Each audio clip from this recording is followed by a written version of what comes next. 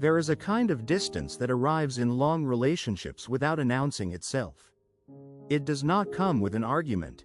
There is no betrayal, no dramatic scene, no clear morning when everything changes. It arrives slowly, in the way that seasons change, gradually enough that you almost miss it happening, and then one day you realize that the light is different, the air is cooler, and you cannot point to the exact moment things shifted. You are still in the same house. You still sit at the same table. You still know this person's habits, their preferences, the way they take their coffee and the sound they make when they are concentrating on something. But somewhere, at some point that neither of you can quite name, the warmth moved a little further away. You still talk about practical things, mostly the schedule, the bills, the news, the health of someone you both know. You still share meals and make decisions together and sleep in the same bed. From the outside, nothing looks broken. Nothing is broken, in any obvious way. And yet something is different from what it was, and different in a way that is hard to describe without sounding dramatic, because the truth is that it is not dramatic at all. It is its opposite. You are not unhappy, exactly. You are not angry. You are something harder to describe, a little quieter inside, a little more alone than you used to be, even when there is someone in the next room who has known you for decades and who would, if asked, almost certainly say they love you still. Many people carry this feeling for years without naming it. They file it under tiredness, or stress, or the natural business of a long and full life. They tell themselves it is temporary, that things will feel different when the pressure lifts, when the children leave home, when the job settles, when there is finally a little more time and a little less noise. And then the pressure lifts, and the feeling is still there. The children leave home, and the feeling is still there. And the quiet in the house that should feel like relief turns into something more unsettling, because now there is nothing left to fill the space between two people except the two people themselves. Some people find, in that moment, that the space is full of something they had not noticed before, a warmth they had been too busy to feel, a familiarity they had taken for granted, a closeness that the busyness of raising a family had been covering rather than replacing. But for many others, the space feels emptier than they expected. And that emptiness raises a question they are not sure they want to answer. Some of them eventually give it a name. They say, "I think the love has gone." That is a frightening thing to believe. It carries the weight of decades, of shared history, of a life built together, of all the ordinary days that added up to something you assumed was permanent. And once the thought forms, it tends to stay. It grows in the silence. It shapes how you look at the person across from you at dinner, or beside you in bed at the end of a long day. But here is what this episode is about. That thought, as understandable as it is, may be wrong. Not because love never dies, it does, in some relationships, genuinely and completely. But because in many of the cases where people feel that fading, what they are actually experiencing is not the death of love at all. It is the natural transformation of love into something they were never taught to recognize. We were given a story about love when we were young. Most of us absorbed it without realizing it, from films, from songs, from the way romance is talked about and celebrated and mourned. And that story, as beautiful as parts of it are, does not tell the whole truth. It tells the story of love's beginning very well. It tells the story of its dramatic endings fairly often. What it almost never tells is the long middle chapter. What love becomes when it stops feeling the way it did in the first years, and what that change actually means. This is a conversation about that chapter, not about how to rescue a failing relationship. That is a different subject, and not always the right one. This is about something more foundational. What love actually is when you strip away the story we were told, what it actually asks of us over a lifetime, and why the quieting of one kind of feeling does not mean what most of us have been trained to think it means. It is a conversation for anyone who has loved someone for a long time and quietly wondered whether what remains is still worth calling love.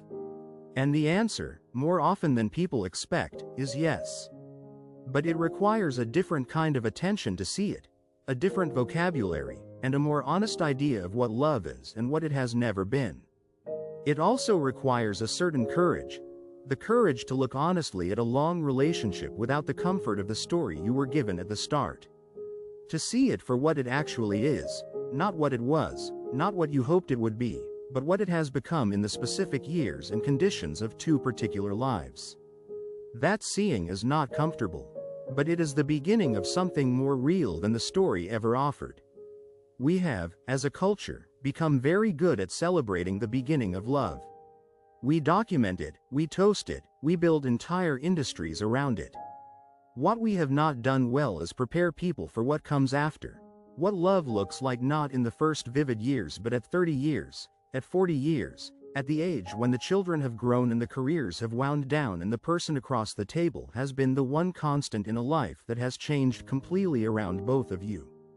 Nobody gives you a framework for that. Nobody describes what love looks like from the inside when it is old and quiet and has been through things. Nobody tells you how to tell the difference between a love that has evolved into something quieter and a love that has simply been neglected long enough to hollow out. Nobody prepares you for the possibility that the feeling you are mourning was never actually love at its fullest, that what you felt at the beginning, as beautiful as it was only the introduction. That is where we are going today, without hurry and honestly. To understand why so many people in long relationships mistake the natural evolution of love for its disappearance, we have to go back a little. Not very far, a few generations is enough. For most of human history, marriage was not primarily an emotional institution. It was an economic one, a social one. Love, as we now understand it, passionate, consuming, romantic love, was considered a bonus at best, and a complication at worst. People married for security, for family alliance, for survival, for the continuation of property and the raising of children. The idea that you should marry the person who makes your heart race would have seemed, to most people across most of human history, not just impractical but slightly naive. Marriage was too serious a matter to be left to something as unpredictable as a feeling. This is not to romanticize the past. Marriages built on economic necessity without affection could be cold, constraining, and deeply unequal, particularly for women who had no legal or financial independence. The desire to bring genuine warmth and emotional connection into marriage was not a mistake. It was a necessary correction to something that had long been incomplete and often unjust. But the correction overcorrected, and somewhere in the 20th century, a new story about love took hold of the Western imagination with remarkable force, spread first through film and popular music, then through the culture of psychological self-fulfillment that grew after the Second World War, and then through everything that followed. The story went roughly like this. Love is a feeling, and it is the most important feeling a person can have. When you meet the right person, you will know, you will feel it unmistakably, powerfully, as something that happens to you rather than something you decide. That feeling will sustain your relationship. It will be the foundation on which everything is built. And if you stop feeling it, if the intensity fades, if the excitement goes, if things begin to feel ordinary and routine, that is a warning. Something is wrong. You may have chosen the wrong person. The relationship may have run its course. This story is everywhere you look. It is in every romantic film, every love song, every conversation about relationships that centers on the question of whether you still feel it. It is embedded in the very language we use. We talk about falling in love, as if love is something that happens to you, not something you do. We talk about sparks and chemistry and electricity. We talk about being swept away. We talk about the thrill of it, the intoxication of it, the feeling of being more alive in someone's presence than you have ever been before. And when the sweeping stops, as it always does, we wonder what went wrong. The problem is that this story is based on a real but temporary experience, and it has mistaken that temporary experience for the whole of love. What we call falling in love is, in significant part, a neurological event. In the early stages of romantic attachment, the brain operates in a state of heightened arousal, flooded with dopamine and norepinephrine in ways that produce something close to a mild euphoria. You think about the person constantly. Everything about them seems interesting, significant, worthy of attention. Their presence is exciting. Their absence is a mild ache. The world takes on a kind of extra vividness. You sleep less and feel more. This state is real. It is also, by its nature, temporary. The brain is not designed to sustain that level of chemical intensity indefinitely. Over time, and the research suggests this typically begins to settle somewhere between 1 and 3 years, the intensity modulates. Not because the relationship has failed, not because the person has become less interesting or less worthy, but because the introductory phase of the attachment has done its work and the relationship has moved into a different register. What replaces it, in a relationship that continues, is something different. Quieter, less like electricity and more like warmth. Less like obsession and more like recognition. Less dramatic in every way, but not, for those who understand what they are looking at, less valuable. The trouble is that we have been trained to value the dramatic version and to distrust the quiet one. We have been taught to interpret the fading of early intensity as a signal of decline, a symptom of incompatibility, a sign that something has been lost. And so when the neurochemical intensity naturally settles, as it settles in every relationship, for everyone, without exception, many people conclude that they have failed at something, or that they are in the wrong relationship, or that love itself has a shorter lifespan than they had hoped. In reality, nothing has been lost. Something has changed. That is not the same thing. And the generations who understood love less as a feeling and more as a practice, the grandparents who stayed together through decades of hardship and ordinariness and change without expecting the feeling to stay electric, had hold of something true, even if they sometimes held it too rigidly and without enough warmth. There is a phrase that appears again and again in accounts of long marriages that have lost their warmth: we grew apart. People say it as if it is a natural force, like erosion, something that happened to them rather than something they did or did not do. And in some sense that is understandable, because the growing apart was gradual and quiet and never announced itself clearly. But growing apart is not a geological event. It is a series of small choices, or more precisely, a series of small failures to choose, accumulated over years. The decision not to ask. The decision not to tell. The decision to be in the same room but somewhere else in your attention. These are not dramatic betrayals. They are the ordinary drift of two people who stopped making the regular, conscious effort to remain curious about each other.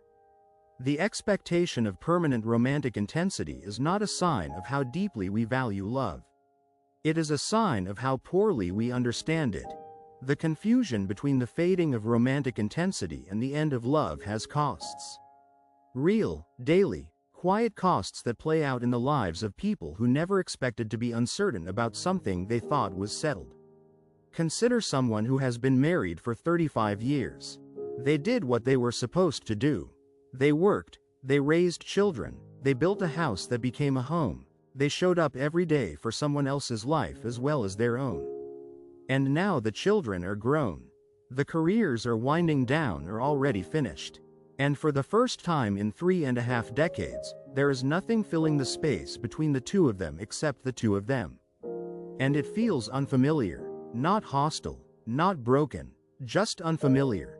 As if two people who spent 35 years as partners in a shared project have sat down together after the project finished and discovered, without drama or blame, that they are not entirely sure what they have to say to each other now. The routines that once gave the relationship its shape have dissolved. The shared purpose that once gave it direction has been completed. And what remains is a relationship that has to find a new form, or quietly admit that it no longer has one. This is one of the more painful surprises of later life. Researchers and counselors have observed a significant rise in divorce among couples over 50. A pattern that has been called gray divorce, and that has been increasing steadily for decades. Some of the reasons are structural. People live longer now, which means a marriage begun at 25 and stayed in out of habit could last half a century. Others are cultural. The expectation that a relationship should continue to meet your emotional needs does not diminish with age, and when it stops meeting them, the option of leaving is more socially acceptable than it once was. And there are economic factors too. particularly the increased financial independence of both partners, which means staying together out of practical necessity is less compulsory than it was for previous generations. But one of the most consistent factors researchers describe is something simpler than any of those: couples finding themselves alone together for the first time, without the structure and purpose that children and careers provided, and not knowing how to be with each other in this new way. And when that unfamiliarity arrives, many of them interpret it not as a transition that requires adjustment, but as evidence that the love has run its course. Some of them stay, out of habit, out of loyalty, out of the weight of a shared life that would be very difficult to disentangle. They remain in the same house but live increasingly in parallel, polite, cordial, not unkind, but each quietly somewhere else inside themselves. They have not stopped caring about each other, in some basic sense. But they have stopped expecting the relationship to provide much, and in time they have stopped offering much to it either. They have settled into a kind of resignation that neither of them chose and neither of them knows how to undo. Others leave. At 60 or 65, some people decide that what they are looking for must exist somewhere else. And sometimes they find something real in a different relationship. But often they find that the same pattern reasserts itself. The new beginning fades too. The new person becomes familiar too. The electric feeling that seemed to prove they had made the right choice eventually quiets in the way it always quiets. And the question they thought they had answered by leaving, is this still love? Turns out not to have been about the other person at all. And then there are the people who suffer most silently. Those who feel the distance and assume it is their fault. They wonder what they did wrong, or what they failed to sustain. They compare their inner experience to the stories they see around them, in films, in other people's carefully presented lives, and they feel inadequate. They feel that everyone else seems to have managed something they could not. They carry a quiet shame about something that is, in fact, deeply common and has a much less personal explanation than they have given it. There is also the particular pain of what is sometimes called living in parallel, two people who share a home and a history but no longer share much of an inner life. They are present in the same physical space but absent from each other in the ways that matter more. They have stopped asking each other real questions.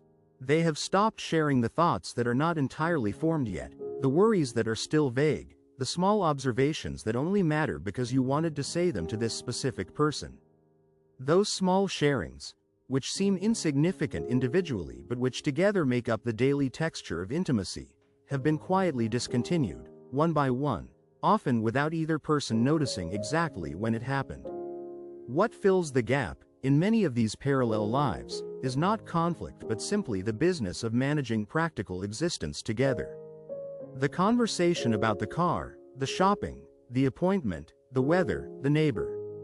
All of it necessary, none of it sufficient, and both people aware, in some part of themselves, that something is missing, but unsure whether it is something that can be recovered, or something that was always going to eventually disappear. None of this is inevitable, but it is difficult to avoid without a clearer understanding of what love actually is, not at the beginning, when it arrives on its own and requires nothing much from you except to receive it, but at the middle and the end, when it asks for something quieter and more deliberate than anything the romantic story prepared us for. There is an idea that has been gaining attention in philosophy and psychology in recent decades, one that many people in long relationships find both challenging and, once they have sat with it for a while, quietly liberating.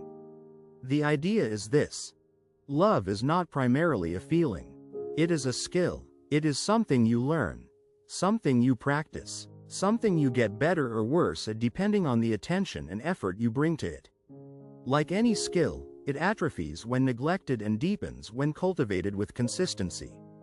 And like any real skill, it requires ongoing effort, not the dramatic, almost involuntary effort of early romantic love, which feels effortless precisely because the neurochemical state does most of the work for you, but the quieter and more conscious effort of sustained attention and genuine curiosity. What does that mean in practice? It means that love, at its core, is the act of remaining genuinely interested in another person. Not just knowing them, After 30 years, you can know someone's habits and preferences and history without being especially interested in them as a living presence.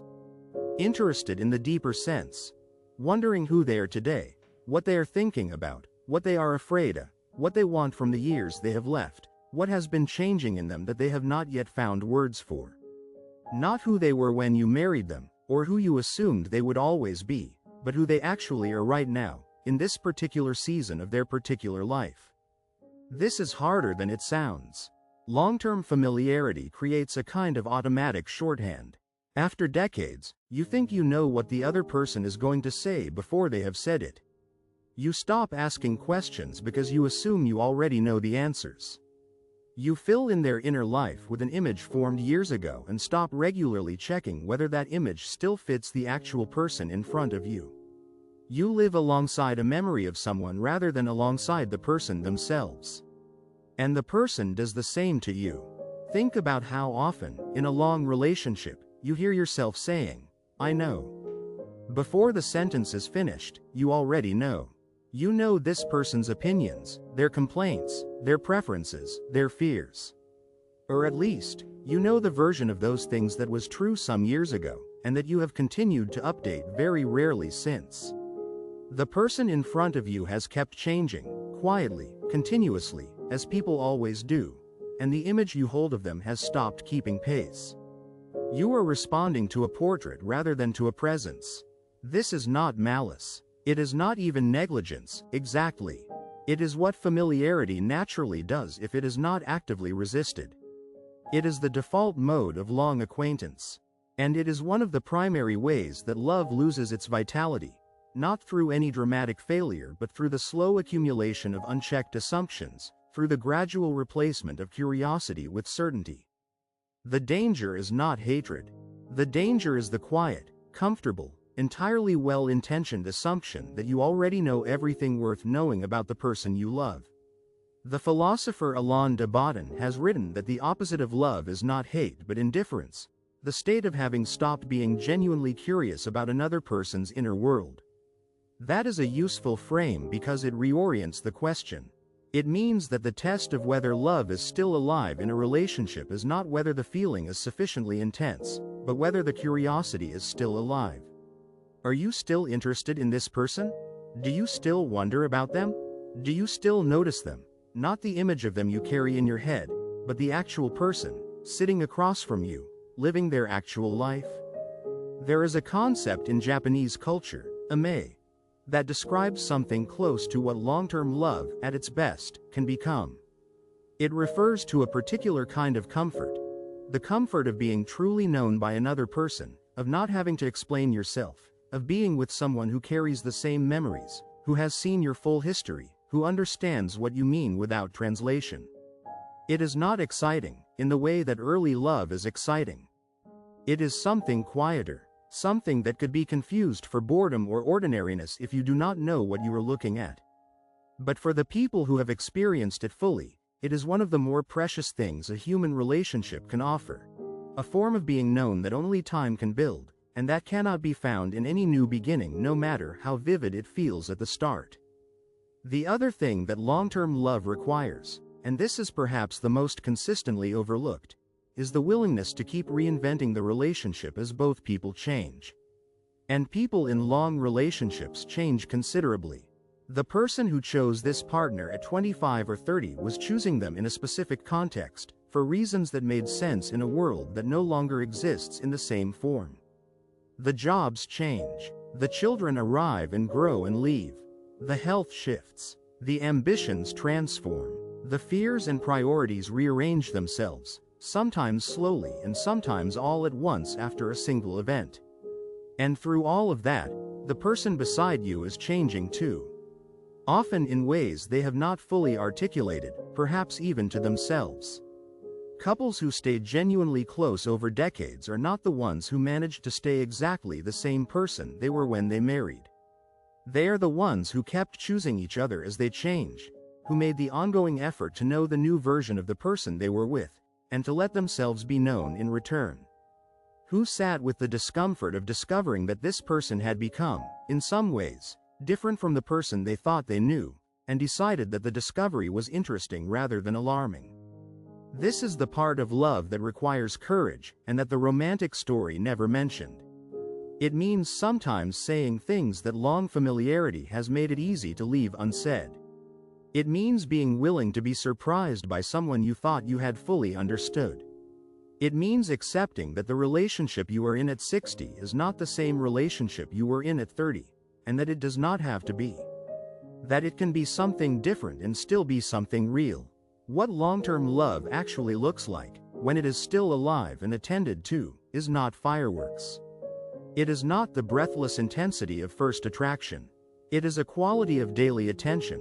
The choice to remain curious, to ask the occasional question you already think you know the answer to look at the person in front of you a little more carefully than habit requires. It is the accumulated weight of having chosen, in ordinary moments across a long life, to stay present to someone else's existence. The romantic story told us that love was something you fell into. What it failed to tell us, what it almost never tells anyone, is that staying in it, in any deep sense, requires a different kind of falling, a continual, quiet, deliberate choice to keep paying attention. There is something that survives in a good long relationship that has no dramatic name and does not photograph particularly well and would not make much of a film. It shows up in small things. In the way someone moves around your silence without needing to fill it. In the way certain memories belong equally to both of you. They live somewhere between you, in the shared space that a long life together creates and that nothing else can replicate. In the comfort of being in a room with another person and not having to be anything in particular, not having to perform or explain or justify.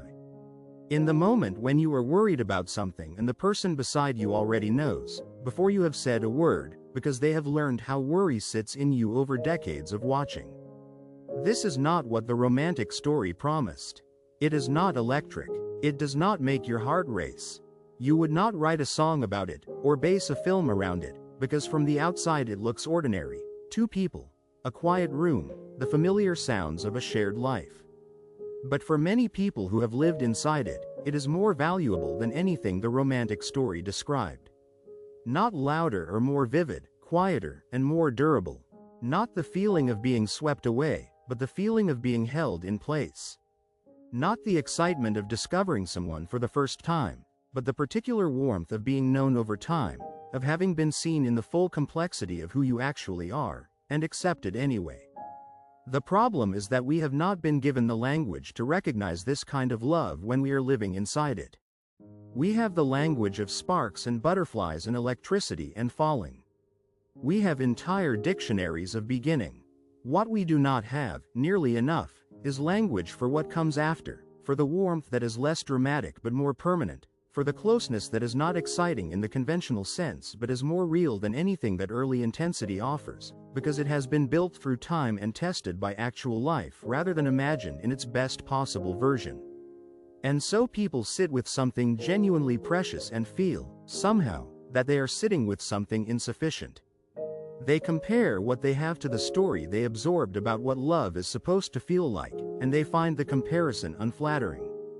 They conclude that something is missing when what is actually missing is only the vocabulary to name what is there. Sometimes, it is true, something is genuinely missing.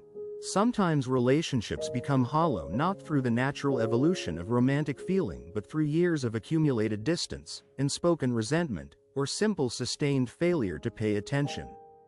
That is a different situation, and it is worth being honest about.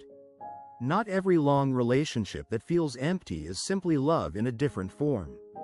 But in many cases, more cases than people typically assume, the distance they feel is not the end of love.